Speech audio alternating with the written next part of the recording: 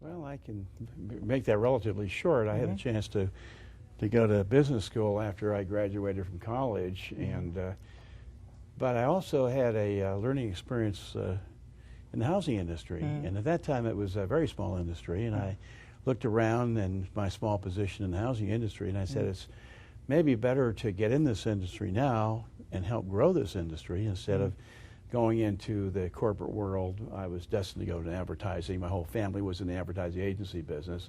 So I elected real early on to go into the housing business. I was fortunate early to become a home building merchandising manager for Life magazine, working out of New York and setting up promotions for builders all across the United States. And that led to varying assorted things, such as setting up my own sales company, being the first marketer of a high-rise condominium building in the United States. That was a challenging situation, and doing things like setting up the first mystery shopping program in the country, that type thing, doing the first awards program for salespeople, for people awards in the business, and really setting up some outside the think tank marketing programs, self-prospecting programs instead of just advertising. Back in those days, you ran a big ad in the newspaper and the people would come. You know, it was kind of a fun thing. But then we got into, well, you got to work referrals, you got to do some self-generation, and that's about the time realtors started to come into play. And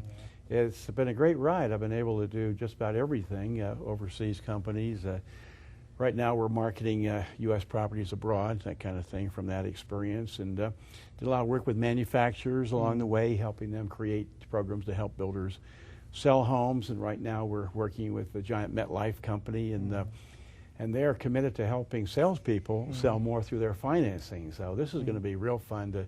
We're doing a fly around with seminars around the country to help the industry become better at this stage. I think this is a pause. I call it the halftime of the football game, where the second half is yet to be played, and you know, we're in the dressing room now working on how to get better and how to become more skilled. We're at the drawing board. It's a great time to be in the business. Well, I think the single challenge is extraneous from the outside. It's what media is doing to us with their negative programming and doom and gloom, and don't buy a home now, wait till prices come down and interest rates drop, and all that. I think that's a challenge because we all hear it, the buyers hear it, the buyers come in and lay that negativity on the sales staff. So we've got to be, as managers, constantly motivating our people. I think the second thing is that we need to have an increased number of skills now in the business than we had to have the last 10 to 15 years. I mean, real basic selling skills, primarily how to sell and close with your financing. I think that's huge. An understanding of really what it takes to get a sale today, how to close sales is back again big time. And I think, obviously, where's the traffic going to come? I would say very simply, do some work and find a process, a selling process that is productive, it's proven, it brings results, and then learn that selling process inside and out, and don't depart from that selling process. Now, let me make it clear, I'm not talking about straitjacket selling. I'm talking about broad-based selling, where we've got what I call a counseling course. That's a substitute word for critical path. The critical path is not as narrow as it used to be. It's broader, it's got more breadth, but a counseling course and a process that I could, as a salesperson, work consistently to be successful. I know the process works if I work the process. The trouble today is that so many salespeople don't have a process. They really haven't been trained on any kind of a sales course. So they wander, they're all over the place. They don't have specific benchmarks that they move through to get to the close. I think most salespeople really don't understand today what the close is. And what exacerbates that, there are some people on the fringe of our industry that say closing is gone, closing is old hat. Anybody that teaches or does closing is old-fashioned. Nothing could be further from the truth. We still have to wrap up a contract, don't we? Yes. So I would say those are particularly important things, and I can't leave out the knowledge of financing as being integral to the close.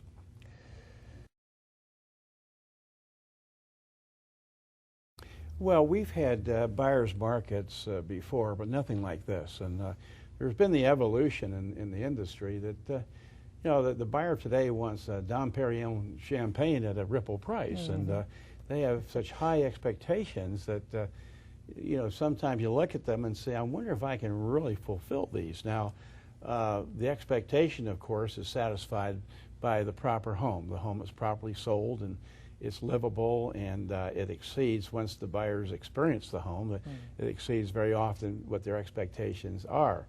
They expect a lot on the front end, and they're asking for a lot because they're wheeling and dealing. We've got a wheeling and dealing buyer, which is unfortunate because that leads to a logical sell, logical close, when homes should never be marketed or sold logically. They should be marketed and sold emotionally.